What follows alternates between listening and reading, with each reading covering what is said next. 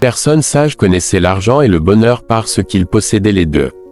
Pendant la crise financière, alors qu'il faisait faillite, on lui demandait « Qu'est-ce que ça fait d'être pauvre ?»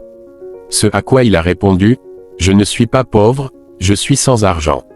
La pauvreté est un état d'esprit et je ne serai jamais pauvre. » Pensez riche. Il avait raison, la richesse et la pauvreté sont des états d'âme. Certaines personnes, sans argent, se sentent riches, tandis que les riches se sentent pauvres. Si vous êtes pauvre d'esprit, penser petit est bien plus dangereux que d'être fauché. Concentrez-vous sur la richesse, en vous rappelant que l'argent va et vient, mais que vous avez intrinsèquement de la valeur. Pensez riche, renforcez votre estime de soi, rappelez-vous à quel point votre personnalité est précieuse.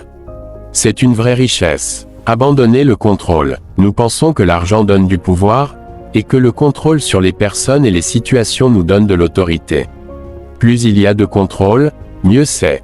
Bien sûr, il est essentiel de gérer les affaires quotidiennes, mais des problèmes surviennent lorsque nous essayons de contrôler plus que nécessaire.